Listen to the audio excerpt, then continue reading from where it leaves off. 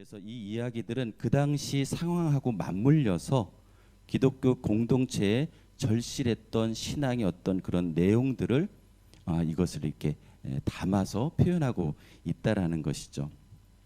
그래서 성경이 기록된 그 시기들을 좀 같이 살펴보면 굉장히 좋은데요. 많은 성경의 책들이 바벨론 포로 시기에 기록됐다라는 것입니다. 그리고 예루살렘 성전이 완전히 파괴되는 그런 시기에 특별히 성경이 많이 기록되었다라는 것이죠. 이렇게 고통받던 시기에 성경이 기록되었고 이렇게 전승되었다라는 것이 특별한 점인데요. 저희도 지금 이렇게 좀 특별한 그런 재난의 시기에 지금 살고 있지 않습니까? 그렇기 때문에 이럴 때 좀 더 하나님의 말씀에 집중하고 하나님의 말씀을 읽고 묵상하는 것은 굉장히 중요한 일이다라는 것입니다. 그래서 오늘도 본문 말씀을 통해서 여러분들이 그런 것들을 깨닫고 그런 것들을 삶에 체화되는 그런 시간이 되기를 축복합니다. 오늘 이야기에도 복음의 핵심이 잘 표현되어 있습니다.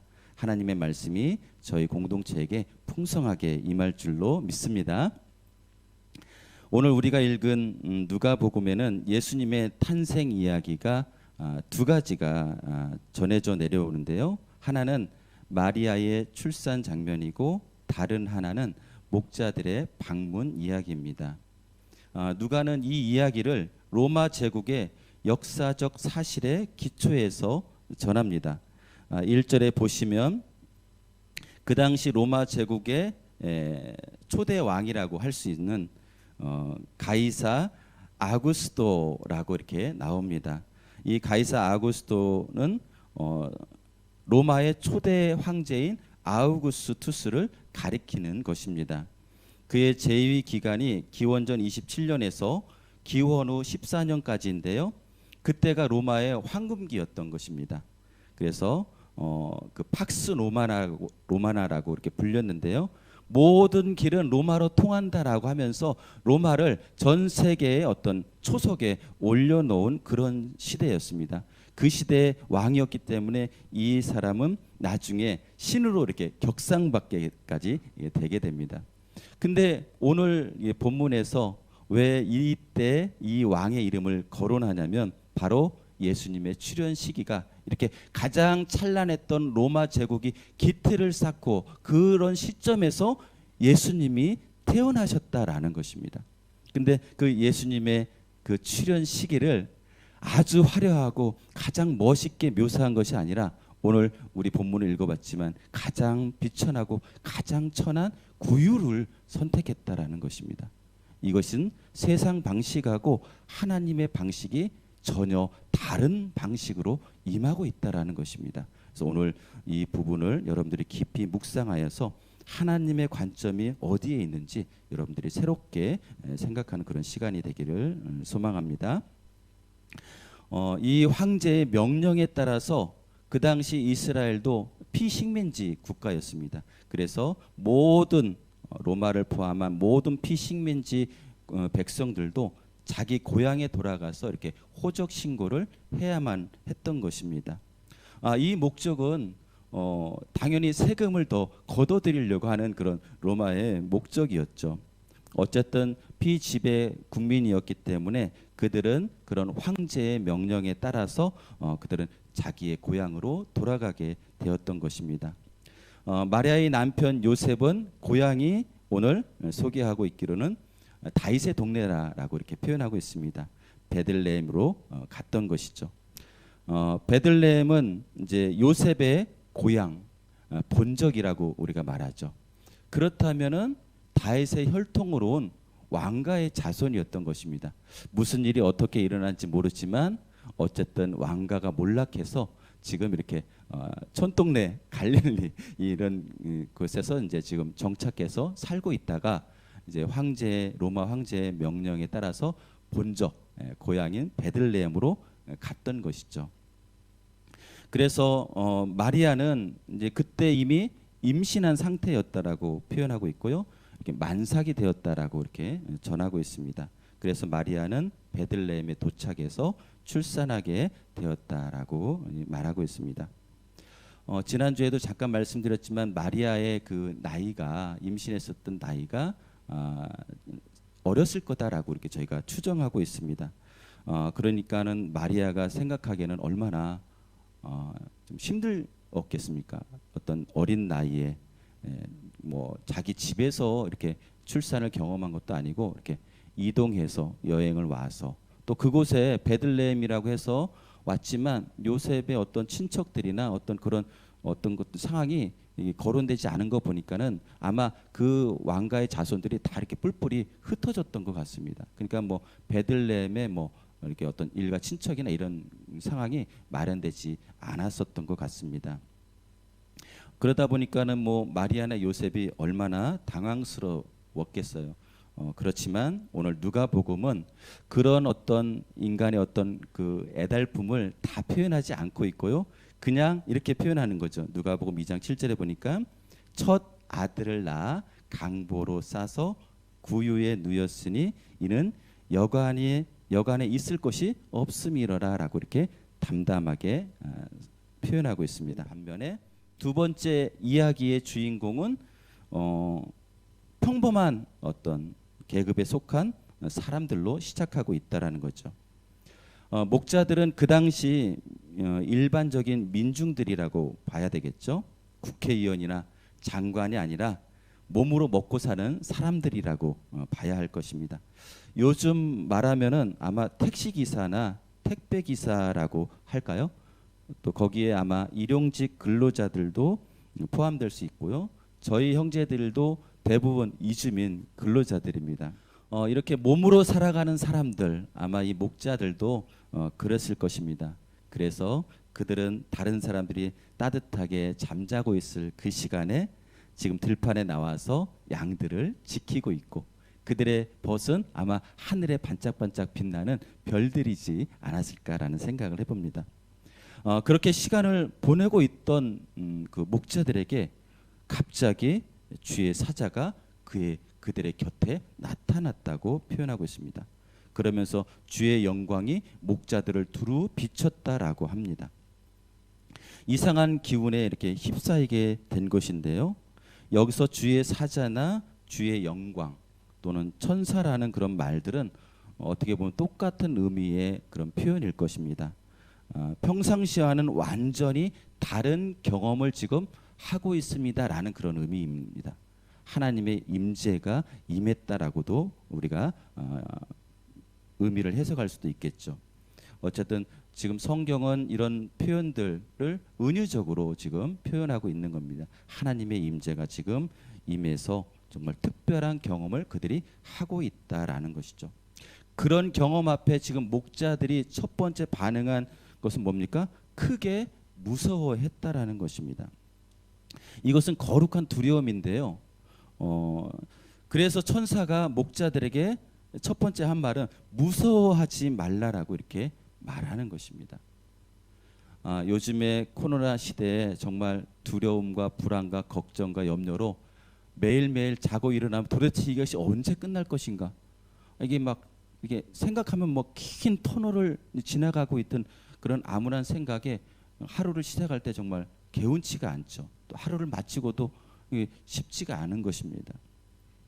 이런 상황 가운데 있을 때 지금 천사가 나타나서 여러분을 이렇게 격려하고자 합니다. 무서워하지 마십시오라고 이렇게 말하는 것입니다. 이 말씀이 그 당시에 천사들이 들었던 말씀이라고만 생각하지 마시고 오늘날 성경 말씀을 통해서 나에게 하시는 하나님의 음성이라고 생각하시고 한번 들으시면 좋을 것 같아요. 자, 그럼 옆에 계신 분에게 이렇게 말씀하세요. 내가 천사가 돼서 두려워하지 마시고 무서워하지 마십시오라고 한번 말씀해 주시겠습니까? 네, 옆에 계신 분은 천사입니다. 네, 사랑하는 천사들입니다. 네, 자, 이 천사들은 무서워하지 말라고 하면서 큰 기쁨의 좋은 소식을 전했던 것이죠. 이것이 복음인 것입니다. 근데 이 복음의 대상이 어떻게 표현하냐면 온 백성이다라고 이렇게 표현하는 것입니다. 온 백성이라는 건 무엇이죠?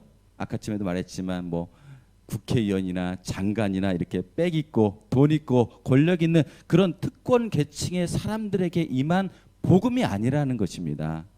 온 세계 모든 사람들, 우리가 몸으로 먹고 사는 사람들이라고 하면서 요즘에 택배 기사들한테 막 괄시를 많이 한다고 하더라고요. 막 이렇게 또 그런 것들이 있는데, 어쨌든 그런 모든 온 세상에서 제외되는 사람은 없다라는 것입니다. 믿으십니까? 네, 우리의 사고관이 더 커지고 넓어져야 될 줄로 생각합니다. 특별히 온 세상이라고 표현한 이 말 가운데는 가난하고 소외된 사람들이 분명히 포함되어 있었던 것입니다. 이 누가복음은 이방인들, 그리고 이렇게 가난하고 소외된 사람들을 대상으로 이것을 기록했다라고 표현했기 때문에 이 온 세상에는 어떻게 말하면 가난하고 소외된 사람들이라고도 표현할 수 있는 것이죠. 여러분들 이렇게 한번 생각해 보세요. 단칸방에 이렇게 사는 사람들, 그리고 우리 이주민 형제들 이렇게 일하는 현장에 가면은 컨테이너 박스에 이렇게 삽니다. 네, 그리고 뭐 살더라도 아주 허름한, 정말 이렇게 좁은 곳에 이렇게 사는데요. 그렇게 사는 사람하고 100평 넘는 그런 고급 아파트에 사는 사람이 있다고 하겠습니다. 그러면은 국가에서 지금 재난지원금을 지금 이제 전에는 70% 얘기했다가 지금 모든 사람에게 다 줬어요. 자, 재난지원금을 준다고 했을 때 누가 과연 기뻐했을까요? 우리가 이렇게 흔히 말하는 이렇게 몸으로 살고 하루하루 벌어먹고 살아가는 그런 사람들에게는 이런 내용들이 얼마나 큰 위로가 되고 격려가 되겠습니까? 그러나 고급 아파트에 살고 이렇게 막 권력이 많으신 그런 분들은 뭐 국가 재난지원금을 받는다고 해서 뭘 얼마나 기뻐하겠습니까? 오늘 천사가 전하는 복음의 소식, 큰 기쁨의 소식을 우리가 지금 읽고 보고 하는데, 이것을 들으면서 우리 마음에 기쁨이 있는가라고 우리 스스로를 점검해 볼 필요가 있다는 거죠. 우리가 왜 이런 큰 소식, 복음의 핵심, 구주가 나셨다라는 그런 소식 앞에서도 우리가 지금 정말 어떻게 반응하고 있는가, 이런 것들을 한번 돌이켜서 한번 생각해 보면 어떨까 생각합니다. 아무리 노력해도 죄와 허물을 없애지 못하고 줄이지 못하는 어떤 인간의 한계를 깊이 깨닫고 그것에서 구원받기를 갈망하는 자들이라면 오늘 구주가 나셨다라는 이 말씀 앞에 우리가 참으로 기뻐하고 찬양하고 영광을 돌릴 수 있지 않을까라는 생각을 하게 됩니다. 목자들은 이런 것들을 들으면서 표적이 있다라고 또 듣습니다. 바로 강보에 쌓여 구유에 누워 있는 아기라고 말합니다. 그러면서 천사들은 이렇게 말하죠. 합창하고 있는데요. 누가복음 2장 14절 말씀인데요. 이 말씀은 저희가 한번 같이 한번 읽었으면 좋겠습니다. 한번 같이 읽을까요? 시작. 지극히 높은 곳에서는 하나님께 영광이요 땅에서는 하나님이 기뻐하신 사람들 중에 평화로다 하니라. 아멘. 여기서 땅에서는 하나님이 기뻐하신 사람들 중에라고 표현하고 있습니다. 하나님이 기뻐하신 사람들은 이 소식에 하나님과 함께 기뻐하고 하나님께 영광을 올려드린다라는 것입니다. 여러분 마음 중심에 내가 정말 기뻐하는 이유가 무엇인가라는 것을 다시 한번 성경 말씀을 통해서 한번 생각하고 묵상하는 저와 여러분 되기를 축복합니다. 네, 오늘 그렇다면 성경 기자가 말하려는 핵심을 찾아야 하는데요. 바로 지금 천군 천사들이 합창하고 있는 이 본문의 말씀이라는 것입니다. 하나님께는 영광이요 사람에는 평화가 되는, 바로 누가복음 기자는 바로 이 사실을 전하고 싶었던 것입니다. 예수 그리스도의 오심은 하나님께 영광이 돌려지는 사건이고 사람들에게 평화가 주어지는 사건이라는 말씀입니다. 믿으십니까? 합창단은 지극히 높은 곳에서 하나님께 영광이라고 노래합니다. 지극히 높은 곳은 어떤 곳입니까? 당연히 하나님이 계시는 곳이겠죠. 그곳이 어디일까? 고대인들은 많은 어떤 생각들을 합니다. 아마 저 하늘 높은 곳에 계시지 않을까라고 생각하지만 지금 우리는 우주라는 것을 좀 더 넓게 이렇게 알고 있어서 지금 그들이 생각하고 있는 그 하늘하고는 좀 다르지만, 그러나 그들이 말하는 지극히 높은 곳은 지금도 똑같이 저희들에게 다가오고 있다라는 것이죠. 그것은 무엇입니까? 지극히 높은 곳은 신비로운 곳이기 때문입니다. 나무가 변하고 꽃들이 다양한 색으로 갈아입기도 하고, 그런 것들, 도대체 이 생명의 기운이 어디서부터 오는 것인지 저희는 보고는 있지만, 느끼고는 있지만 그것을 정확히 알지는 못하는 것이죠. 그렇기 때문에 지극히 높은 곳은 바로 생명의 근원이라고 말할 수 있고요. 여전히 우리가 지극히 높은 곳에 공감하는 것은, 우리도 지금 현재 우리도 생명의 근원을 여전히 모르고 있다라는 것입니다. 그래서 이 말은 다르게 말하면 여전히 우리는 생명을 창조할 수 없다라는 뜻이고요. 지극히 높아서 우리 손이 닿지 않는 어떤 그런 차원이 여전히 존재하고 실제하고 있다라는 그런 의미이기도 합니다. 그런데 이런 어떤 성경이 말하는 어떤 이런 그 핵심을 또 부정하는 사람들이 있어요. 그것은 이 세상은 모든 것이 진화되었다라고 이렇게 말하는 그런 사람들이기도 합니다. 그래서 그들은 진화의 어떤 완성이 있다, 계속해서 이렇게 하다 보면 완성이 있다라고 이렇게 얘기하면서 좋은 음식을 더 먹는 거, 또 좋은 집에서 더 사는 거, 이런 것들이 생명의 풍요로 이렇게 완성해 가는 과정이다, 진화되어 가는 과정이다, 우리의 문명이 조금씩 발전해 가는 것들이 다 진화의 한 과정이라고 얘기하는 것입니다. 혹시 여러분들도 그렇게 생각하십니까? 네. 그래서 경쟁에서 무조건 승리해야지만 그 생명의 완성에 조금씩 도달한다라고 이렇게 생각하면서 여전히 경쟁적으로, 여전히 그리고 모든 것들을 다 수단과 도구로 여기는 그런 방식으로 이 세상은 돌아가고 있다라는 것입니다. 이것은 인간의 교만의 행동이라고 볼 수 있습니다. 우리가 생명을 창조할 수도 없고 생명을 유지할 수도 없고 생명을 변화시킬 수도 없는데, 마치 그런 것들이 인간의 진화와 과학의 발달이라고 주장하는 그런 어처구니 없는 그런 이야기들인 것입니다. 이렇게 여전히 세상의 그 생명의 신비, 하나님의 창조의 신비가 무시되고 있는 이런 세상에서 하나님을 찬송하고 하나님께 영광을 돌린다는 것이 쉬운 일은 결코 아닐 것입니다.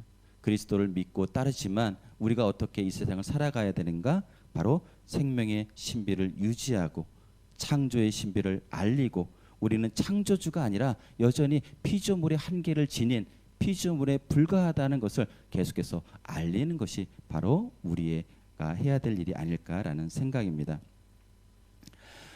성경은 지금 지극히 높은 곳이라고 표현하고 있지만, 이 지극히 높은 곳이 하늘에서 이렇게 뚝 떨어진 어떤 그런 곳으로 존재한다면 아마 그것은 반쪽의 영광이다라고 생각합니다. 하나님은 완전한 영광을 위해서 지극히 높은 곳을 얘기하고 있지만 오늘 땅에서 그 평화로 연결하고 있다라는 것이죠.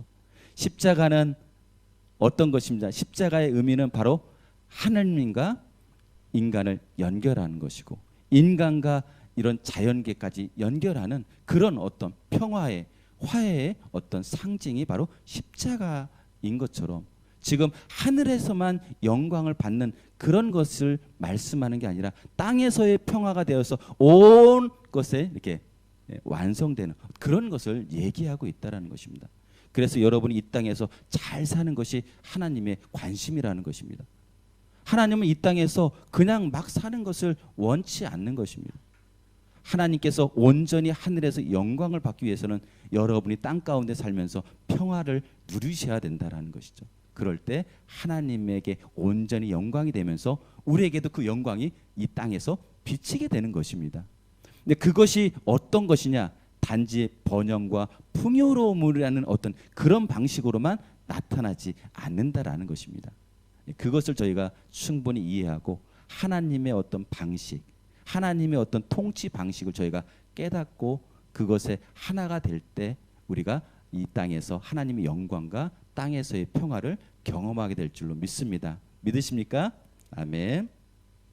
자, 예수 그리스도의 오심이 왜 지극히 높은 곳에 영광이 되고 땅에서 평화를 이루게 되는 것일까요? 이 영광은 하나님의 현현을 나타냅니다. 예수 그리스도가 바로 하나님의 현현인 것이죠. 하나님 자신인 것입니다. 하나님이 성육신 하신 것이라는 것이죠. 그것은 예수님이 부활하심으로 우리에게 증명된 사실이었기 때문에 그렇다라는 것입니다. 죽음이 극복된 사건이 바로 부활인 것입니다. 그 부활을 바로 예수 그리스도가 우리보다 먼저 선취하셨다라는 거죠. 그리고 그것을 먼저 증명하셨다라는 것입니다. 그 예수 그리스도가 죽음에서 다시 부활하심으로 영원한 생명의 세계가 있고 영원한 부활 생명이 무엇인가를 우리가 알게 되었고 그것을 통해서 여기에 참여할 때만 온전히 하나님께 영광이 되고 이 땅에서 온전한 평화를 우리가 누릴 수 있구나라는 것을 알게 되었다라는 것입니다. 믿으십니까? 네, 그렇습니다. 예수 그리스도만이 하나님과 인간 사이에 막혀있던 담을 허무신 것입니다. 하나님과 온전한 인간과의 평화를 이루게 하신 희생 제물이었던 것입니다. 그분의 십자가의 죽음으로 이제 인간은 영원한 죽음에 처해지지 않고 용서받아서 참된 생명, 영원한 생명을 얻을 수 있는 길이 열리게 된 것입니다. 그래서 하늘 문이 열렸다라고 표현하는 것입니다. 믿으십니까? 아멘. 이것이 성경에서 말하는 참된 평화인 것입니다. 우리가 이 어려운 시대 마스크 장사하시는 분들은 아마 이렇게 막 뿌듯해 할 수도 있을 것입니다. 그러나 우리 집에 창고에 막 이렇게 돈을 가득 쌓아놓는 것으로 진짜 참된 평화를 누릴 수 있다라고 여러분 생각하진 않으시죠? 그렇습니다. 모든 사람들마다 고민이 있고요. 그런 문제가 해결되더라도 다른 문제를 해결하지 못하는 게 인간의 한계라는 것입니다. 제가 자주 비유를 들지만 우리가 200살, 300살도 못 사는 그런 한계의 존재라는 것입니다. 우리 이제 하정가 집사님 이제 23일 날 어떤 결과를 이렇게 앞두고 있지만 내가 어떻게 할 수 있는 그런 것이 아니라 우리 삶에 어떻게 나타나는 어떤 그런 것들이 너무나 많이 있다라는 것입니다. 그래서 우리는 기도하는 것입니다. 우리의 삶을 주장하여 주옵소서. 우리의 삶을 헤쳐내 주시옵소서. 이것이 우리 어떤 노력이나 애씀으로 이루어지는 것이 아니라 온전히 하늘로부터 주어지는 은혜로만 가능하다는 것을 우리는 더 절실히 깨닫게 되기 때문에 우리가 오로지 기도에 힘쓰는 것입니다. 믿으십니까? 네, 그 하나님의 평화가 우리 모두에게 함께하기를 축복합니다. 네, 오늘 천사들이 전한 메시지는 바로 그리스도가 나셨다는 말입니다. 이 말씀에 귀를 기울이시는 저와 여러분 되기를 축복합니다.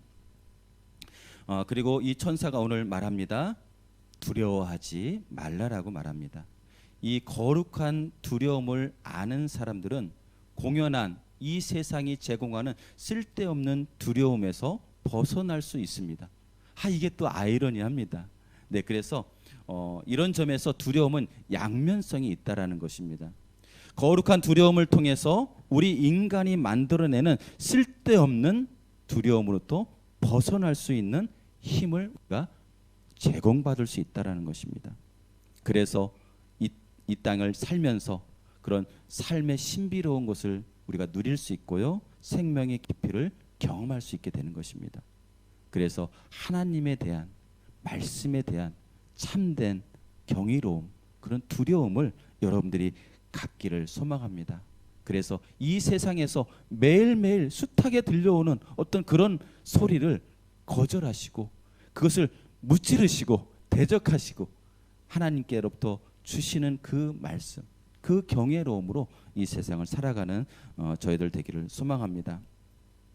그리고 오늘 목자들을 향해서 천사들이 한 말 중에서 가서 보라라는 말씀이 있어요. 이 말씀은 굉장히 중요합니다. 왜 그러냐면 이 구원이라는 것은 우리가 일으키는 게 아니라 하나님이 행하시는 것이기 때문입니다. 우리는 그것을 보는 것일 뿐입니다. 우리가 잘 아는 출애굽 탈출했을 때 그 장면, 그냥 하나님께서 애굽의 군사들을 물에 수장시키는 것을 지켜보라라고 했어요. 그때 이스라엘 백성들, 모세가 한 것은 아무것도 없습니다.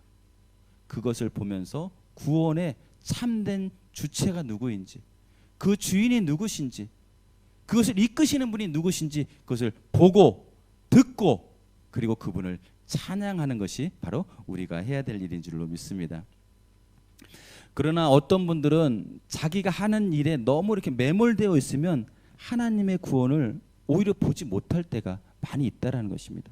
그래서 여러분이 하고 있는 일에 좀 떨어져서 좀 내려놓고 하나님이 하시는 구원의 통치를 이렇게 바라보십시오. 그럴 때 그 하나님의 구원의 통치를 우리가 보게 되고 듣게 되는 것입니다. 그리고 지금 이 목자들이 어떻게 했습니까? 천사들의 얘기만 듣고 가만히 있었던 것이 아니죠. 그들은 베들레헴으로 찾아갔습니다. 그리고 가서 직접 그것을 목격했던 것입니다. 하나님의 말씀을 듣고 그것을 보고 믿은 사람들이 해야 될 일은 어떻습니까? 목자들이 하는 그런 태도를 저희도 취해야 되지 않을까라는 생각을 하는 거죠. 바로 하나님의 말씀을 듣고 우리의 삶의 현장, 하나님의 구원의 통치가 이루어지는, 하나님의 열매가 맺어지는 그 삶의 현장에 가서 내가 보라는 것입니다. 우리가 토요일날 주일날 M센터에 와서 이렇게 섬기는 일을 합니다. 우리 매주마다 이렇게 오셔서 섬기는 우리 임원분들도 계십니다. 그렇지만 우리가 늘 고백하는 것은 그래요. 내가 무엇을 해서 지금 이런 열매가 이루어지는 것이 아니라 우리는 그냥 그 현장에 와서 참여하는 것밖에 없는데 이 모든 일을 이끄시고 인도하시고 궁극적으로 영광 받으시는 분은 하나님이시다라고 저희들이 그렇게 고백할 수밖에 없는 것입니다. 여러분들이 그런 하나님의 통치와 구원의 현장에 가서 보시길 바랍니다. 그리고 그것을 통해서 하나님을 찬양하는 여러분 되기를 소망합니다. 요즘 코로나 시대로 많이 힘드시겠지만 우리가 여전히 육신을 갖고 있기 때문에 우리가 이렇게 살아갈 수밖에 없습니다. 아마 우리가 부활했을 때는 똑같은 육신을 가지고 있지만 아마 이런 세상의 어떤 그런 저기에 영향받지 않는 그런 부활의 육신, 부활 생명, 영육을 우리가 갖지 않을까라고 생각합니다. 바로 예수님은 육신으로 다시 부활하셨지만 어떤 벽이나 문이나 이런 장애를 받지 않으시고 공간과 시간을 초월하면서 그분은 그런 부활 생명체로 다시 살아나셨던 것입니다. 지금 우리가 이 세상에서는 어떤 제한과 한계를 가지고 있을 수밖에 없지만 그러나 장차 우리에게 종말에 임하게 될 부활 생명은 이런 모든 한계와 이런 벽들을 뛰어넘는 우리가 결코 생각하기 어려운 그런 놀라운 일들이 우리 앞에 펼쳐지게 될 것입니다. 나이를 먹거나 늙는다는 거나 이런 모든 것들이 완전히 초월되는 세상, 그 세상을 여러분도 기다리시죠? 아멘. 네, 그렇습니다. 아마 그런 일들이 우리에게 올 것입니다. 그렇다면 먼 훗날 올 것을 막연히 기다리기보다는 지금 나와 함께 하시는 하나님이시다라고 믿으시고 그분께 영광과 찬송을 올려드리시고 기쁨과 감사의 노래를 드리시기를 축복합니다. 아멘.